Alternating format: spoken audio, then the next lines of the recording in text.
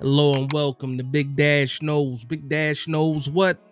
New York Giants football. Let's go. Today's video is Mailbag Edition 2. I wanted to get another mailbag out there before the season starts officially. The New York Giants versus the Dallas Cowboys on Sunday, and it looks like a lot of the questions in this mailbag, are referring to that game or, season talk. So first I want to say thank you for everybody that participated in the mailbag.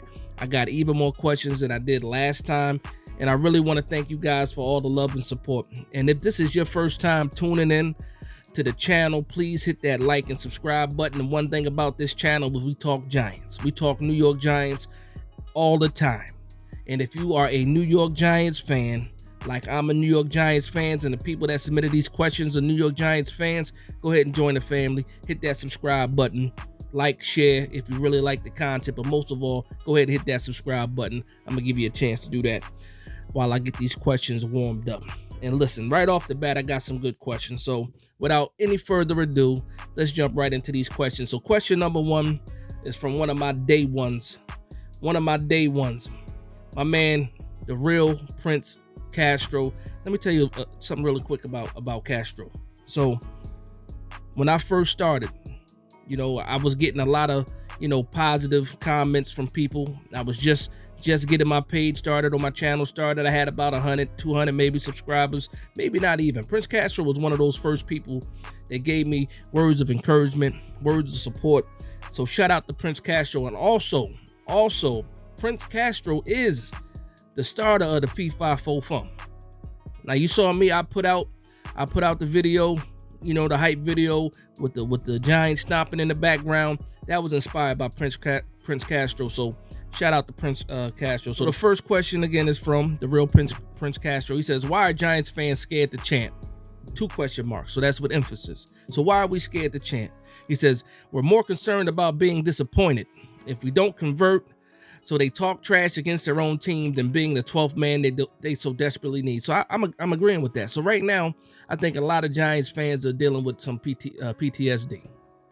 No disrespect to the soldiers out there. Thank you for your service. But I think Giants fans are dealing with the trauma of losing for so long that when you get a little bit of hope, you want to make sure that it's real before you go all out. But on this channel right here, we see a glimpse of hope. We're running with it. We ran with it last year. We're going to run with it again. So that's a good question, man. We need to be chanting. We need to be that 12th man in the stadium. We need to have a chant out there, and hopefully P54 Fum can be one of those. Could be one of those. Maybe we do that. So shout out to Prince Castro for that question. Next, my man Joshua Bennett. I'm pretty sure he got more than one question, but here's his first question. He says, do you truly believe the football gods will make our Christmas the best ever by the Giants blowing out Philadelphia? He says, Philadelphia Eagles on the day of Christ, on Christmas. Okay. Please say, he said, please say yes. Please say yes. Please say yes. Listen, I'm going to put in a little picture right here, a little video, a little gift like I normally do. It's going to be the Grinch, because we're going to spoil the Philadelphia Eagles Christmas. That's how I feel. So absolutely, I think that the football gods are going to give us that. We deserve that, and we've been waiting for this payback for a long time now. So I believe that the New York Giants play the Grinch. We go into the link on Christmas and steal that win. Absolutely. All right, let's go to the next question. It's from Kenny G. Shout out to Kenny G. Kenny G hit me up on Instagram too. You got my joke the last time, Kenny G. Shout out to you. It says, what's our weakest unit going into week 1? That's a great question. If you would have asked me a week ago, I probably would, or 2 weeks ago, I probably would have said linebacker. Then we added Isaiah Simmons, and that becomes, a strong suit. So now I'm thinking about, okay, where's our weakness really? I'll say a question mark rather than a weakness. So we are starting 2 corners on the outside. And because they are a question mark, not necessarily a weakness, because they are a question mark, we all have high hopes for the cornerbacks. But because they are young and getting their first starts, I'm going to say that as the answer for the weakest unit going into week 1. I will say that, but I believe we don't have any weak units really. But the question mark will be, for me, is going to be the secondary. All right, so the next question is from Steven Arts. He says, Mike Evans by next practice. Okay, so this was a couple days ago, and obviously there's a trade talk for Mike Evans. He said, or who else is there to shop for? Report says Shane was calling around the league. So yeah, there were some reports about Shane calling, and that's what GMs do. They try to find the talent. We're getting into the season. I don't think the Mike Evans is something that we're going to do. And maybe something at like the trade deadline, if we really are, moving and pushing to be one of those teams. I think that's where you're going to see a move like that be made for a guy like Mike Evans. Other people I've been hearing about is Chris Godwin also, with the Buccaneers. He could possibly be on the move too. So I really don't see anything happening as far as bringing in any kind of big name right now. First off, we don't have enough money to do that. We still possibly have to make a move, to create some more cap space even after the Daniel Jones restructure. But yeah, Mike Evans, I do not think that happens, especially for the Giants anytime soon, if it happens at all. All right, so the next question is going to be from, is it Mick Pratt 8327. So Mick Pratt 8327, he asks, who finishes with more sacks, Tibbs or Simmons? Tibbs, absolutely Tibbs. Listen, and I said this over in the space. I said if Tibbs is who we think he's going to be and who he thinks he's going to be, when you have that Sunday night game, prime time, everybody's tuned in, he needs to make a statement. But not only that, not only just for the Sunday night game, throughout the whole season. The hype behind Kayvon Thibodeaux coming out of college was this man was going to be it, the next one. And he absolutely needs to have a strong season. Again, this is Wink's system, and it's not known for one dominant guy having a lot of sacks. It's more, as a team having team sacks. So we'll see what happens. But if you're going to ask me a question between Tibbs and Simmons, who has more sacks, I'm going with Kayvon Thibodeaux. In my bold prediction, I put it out on Twitter. I got Kayvon Thibodeaux getting 3 sacks in the first half. Bold prediction. Don't at me. I said what I said. So shout out to Mick Pratt for that question. So next question is Talik Ryan 2468. He says, with Bobby Okereke wearing the green dot, is X going to be freed up just to ball out, over under 4 interceptions? So really, we really don't know for sure if Bobby Okereke has that green dot. During training camp, during preseason, both of these guys have had the green dot. We'll see what happens. One thing about Wink is he has a history of giving the safety the green dot. Now, last year, it was clear that McKinney was going to have the green dot because we didn't have a 3-down linebacker on the team. Now that you have Bobby Okereke, you do have that flexibility of giving Bobby Okereke that green dot, because I don't expect that man to leave the field. But I'm still going to lean towards McKinney getting that green dot, but I don't think it affects him being able to get interceptions, him having that green dot. He's still going to get the communication out there, and I think his role will be similar to what we've seen before, where actually he can be all over the place and possibly make more plays, get more turnovers. So shout out to Talik Ryan for that question. All right, so we got another question from Joshua Bennett. He says, why did you start a YouTube channel about the Giants, and who was your inspiration to start a channel in the first place? He said, also, do you ever watch the TTC back when it wasn't dead? TTC, I gotta look that up. If you know, go Giants. We're coming. TTC, I'm drawing a blank on the TTC, trying to figure that out. But yeah, what made me start a YouTube channel? I've told this story before. So if you follow me on Twitter, I've been talking Giants and commenting even on Big Blue Kickoff Live since like 2014, actually 2014, might even be 2012 when I started actually really commenting on Giants, reaching out to Schmelk and the guys on Giants Chat, the hashtag Giants Chat that's still going on now. And what happened was I would watch channels like Ron Effect. I would watch channels like Entertainer, Bad Dog, and that was pretty much it. And then later on, you saw guys like Talking Giants and things like that. But what I wanted to do is I had a particular point of view that I felt like I wanted to share. And I wasn't seeing a lot of people probably just hitting it the same way that I was hitting on point. So I said, what better way than to talk Giants and to talk Giants itself. So that's why I started my channel. And plus, my wife was telling me, all you do is talk Giants all day. Why don't you do something, put something out there? So that's exactly what I did. And also the Shakedown crew, they also have a YouTube channel. Those are the guys that I became the most comfortable with as far as being able to talk about Giant sports, in a podcast format. And shout out to those guys too, man, because those are my brothers over there, Shakedown Media Network. They talk Giants ball too, so go ahead and subscribe to that channel. But yeah, that's what made me start it, man. And again, shout out to Ron Effect, because I remember I think it was 2017. Ryan was out there at the preseason camps, and he was live streaming the camps, and that was something that got me through my workday. So shout out to those guys. Those are my inspiration for doing Giants YouTube, outside of myself and wanting to talk sports all together, and ultimately my love for the Giants. So thank you very much for that, Joshua. Okay, got another follow-up question for Joshua. He says, in your honest opinion, does Jalen Hyatt take Darius Slayton's job? He said, I hope not, but it might be inevitable, and I hate saying that. Okay, so listen, I don't think you have to fear that this year right away. Yes, they're both speed guys, but you can never have too much speed. Now, if Darius Slayton's going to have all the chances in the world to hold on to his spot, but if Hyatt can get in there and show that he is a bona fide threat on for anybody, then you're going to see possibly him get a little bit more snaps. Not saying that he's going to take it away from Darius Slayton, but whoever's not performing the best, whether it's Slayton, whether it's Hodgins, whether it's Paris Campbell, because Hyatt can also play in the slot, I think all those guys are going to risk possibly losing some snaps because the rotation is even better with a guy like Hyatt. So I don't think he takes Darius Slayton's job per se this year, but it's definitely something that you can look at if he hits, then you possibly can move on from Darius Slayton. But right now, I think we absolutely need Darius Slayton. So thank you again, Joshua, for the question. Okay, so now I have the infamous, you see him on here as Chaz158. We all know him as Charlie from Maine. Shout out to Charlie from Maine, Big Blue Kickoff Live legend. Charlie from Maine has a question. Please don't get offended, people. He says, will Gomer ever be elite? Now he calls Daniel Jones Gomer Jones. He says, and will this O-line sabotage the season? He said, will Waller, which he called Wallet, will Hilton last 5 games? He said, can our rookie cornerbacks hold up?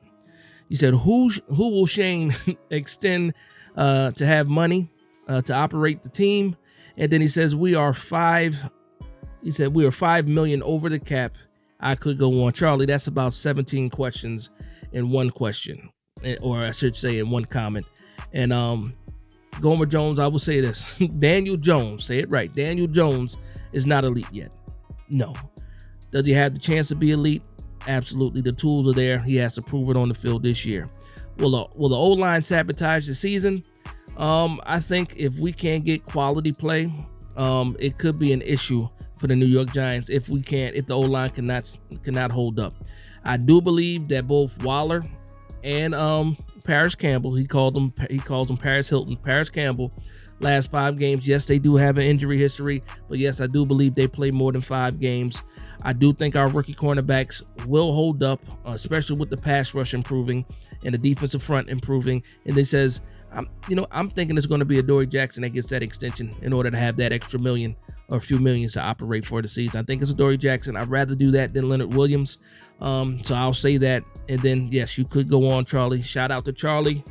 We're going to move on. All right, so next question comes from Trey Block 97. He said, who should be priority number 1 for re-signing next season, Barkley or McKinney?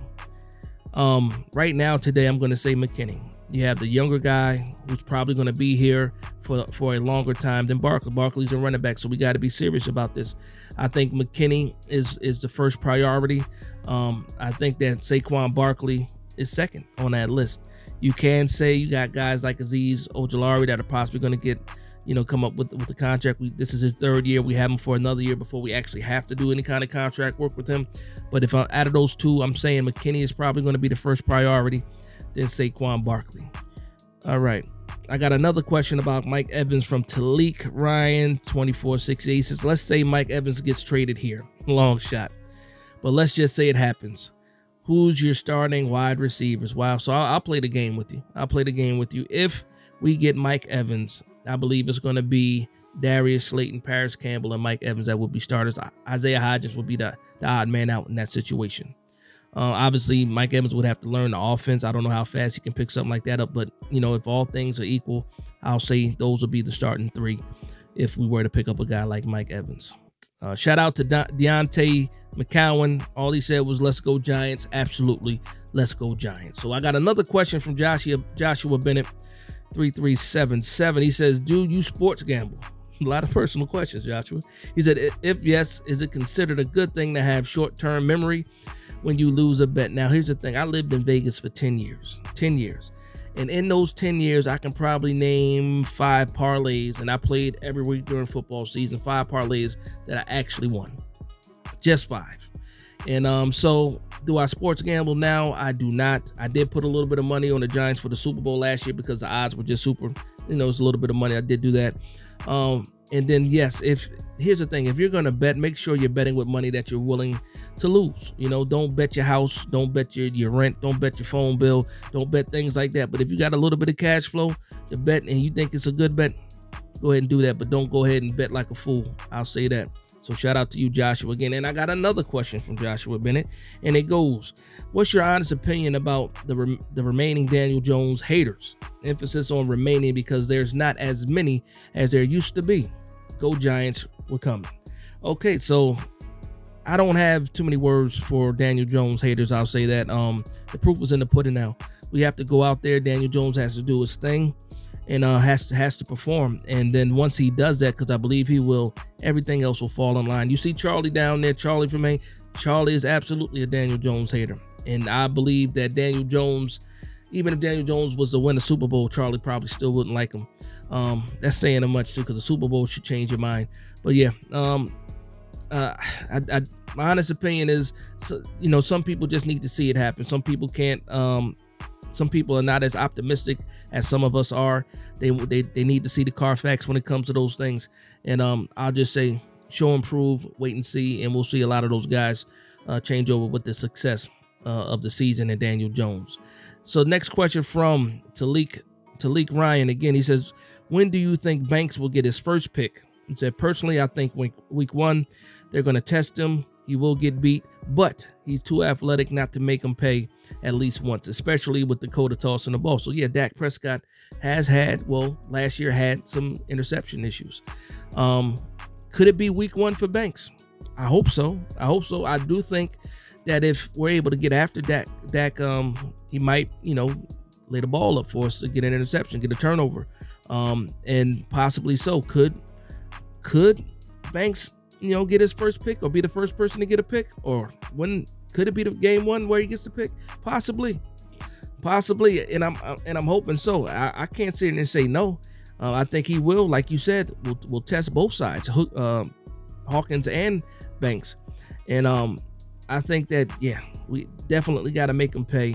And I think the opportunity will be there for both of these young guys to possibly make some plays, and hopefully they come after that. But yeah, I can see any one of these weeks being a week where he gets a pick, especially week 2 against the Cardinals, because I really don't know who's the quarterback going to be for the Cardinals. Is it Dobbs? Is it Toon? We'll see what happens. All right, so the next question is from Sean McManus 393. He says, will the secondary force more turnovers than last year? They better. I need them to do that. They better do that. I think so. We didn't have many interceptions. We did have a couple forced fumbles, but not anywhere near to get us in the top of the ratings, in the rankings, for turnovers. So absolutely, I need more interceptions, especially, and then force some turnovers. So I do think the secondary will force more turnovers this year. With the quality, because like the previous question said, because I think those young guys are going to get tested and these quarterbacks are going to want to test them. So I think the secondary will force more turnovers this year. Okay, so the next question is the Aqua Monk. That's a dope name. That is a dope. The Aqua Monk is dope. So it says, peace. Who do you think will lead the team in touchdowns? I got Hyatt. I don't have Hyatt. I don't have Hyatt leading the team in touchdowns. Could it happen? Absolutely, but that's not who I think is going to lead the team in touchdowns. Now, this is a hard question because, again, we don't have that bona fide number 1 wide receiver. We have a number 1 receiver in Waller, but when it comes to these wide receivers, which I think you're trying to say is who's going to lead out of the wide receivers, since you threw Hyatt's name out there. Believe it or not, I like Hodgins. As we saw how he is in the red zone. He's a big target, and I think he's going to be a forgot about person because you have Waller on the field, you have Hyatt on the field, you got Paris, Campbell, Slayton, these guys on the field. I think, when it comes to those sneaky touchdowns, I think it's going to be Hodgins might end this season with 8-9 touchdowns possibly. I can see that possibly happening for from a full year from Hodgins. So if you didn't know, I'm very high. I'm very high on Hodgins. I like what I saw last year, the quick chemistry with Daniel Jones. So I'm going to pick Hodgins on that. I like the pick for Hyatt too for you. That's cool. That's cool with me. All right, thank you for that question, Aquamonk. And again, shout out to the name, it's dope. So Trey Block 97 has a question. He says, with so many decent wide receivers, do you see any of them being traded or being trade pieces before the deadline? No, leave my squad alone. If you're going to do anything, add more pieces. Do not take away from these, from this chemistry, from this room. We need everybody here. We finally got a decent group of wide receivers, decent to good group of wide receivers. Let's not try to trade anybody away. Let's not do that, please, please. All right, shout out to Danny G 5836. He has a question. He says, I believe we have the right coach in place. I do too. I see us winning at least one Super Bowl with Dable. I do too. Been a Giants fan for 40 years. I know what it looks like. How do you see our Super Bowl window? That's a fantastic question. Me being a Giants fan, not quite for 40 years, but I'm right there. I'm right there. I've been alive for all 4 Super Bowls. I was 3 with the first when we won the first Super Bowl, and again, and the first Super Bowl I actually remember was the second Super Bowl. I mean, that's what changed my life and my trajectory. Yeah, I do believe we have the right coach in place. I believe our Super Bowl window, as long as Dable is here, and as long as we're able to draft well and keep building on this roster, building this foundation, I think that Super Bowl window might not necessarily be this year. And again, I could be absolutely wrong, and I hope I am. But you're looking at, I'm thinking about Barkley. I'm thinking about some of these pieces here while we still have this team together. 2024, 2025. I could see us really competing for that Super Bowl. Not saying that we can't do it this year, but a couple more pieces, keeping Daniel Jones in this system. Who knows what's going to happen with Mike Kafka if he gets a head coaching job or something like that. And here's the thing: if Mike Kafka gets a head coaching job, that means the New York Giants did a fantastic job the previous season. So, yeah, I think we're competing, being right up there, contenders. 2024, 2025, definitely before this Daniel Jones contract is up. Absolutely. So thank you for that question, Danny G. So the next question comes from, is it Hyacinth 26? He says, what impact do you think these new additions on the fence will make? Do you think they will be almost immediate, or will it take both players a little bit more time to get acclimated into where they fit? Sorry. And do you feel about our practice squad signings? Also, and how do you feel? I'm assuming is what he's saying. And how do you feel about our practice squad signings and the chances of us utilizing them in the season? So last year was the first time I've ever seen a practice squad used the way that it was used, where you actually had guys get brought up from the practice squad and actually play significant snaps, in that game. So I like the practice squad. Obviously, I was upset when Darian Beavers got cut. Was happy when he was brought back onto the practice squad. There's some gems on the practice squad. We just saw that Cole Beasley got put on IR, so he won't be available for for 4 weeks. But just thinking about the guys that we have on the practice squad, I think a lot of these guys will be able to contribute if their name is called upon. So I think the practice squad is solid. I think we have some good guys in there in the reserve spot. Do I think it's going to be it? No, I think it's still going to be fluid. I do like that we picked up a couple of linemen. I really don't know what their impact could possibly be, as far as if they get called up. But again, it's still a move. It's still a work in progress when it comes to this practice squad. Just like last year, I believe it's going to be really, really fluid. And we'll just see what happens with the practice squad. Let me go to the first part of that question. So he said, what impact do you think these new additions on the fence will make? Okay, so I'm assuming you're talking about, he said new additions on the fence will make. So I'm assuming you're talking about the new additions as far as free agency, as far as draft picks. What throwing me off is saying, on the fence. So I think that all of our rookies will be contributing this year. All of our rookies. Jordan Riley, even the late round guys. Jordan Riley, of course, Trey Hawkins, and then we talk about Javarius Owens. I think Javarius Owens can be one of these guys that are really good on special teams. I don't know if he's still dealing with that injury too much. I'm waiting for the injury report to come out tomorrow with Brian Dable, or I should say today, because I'm, when I'm dropping this video on Wednesday. Yeah, I wonder. I wonder what's going on with Javarius Owens.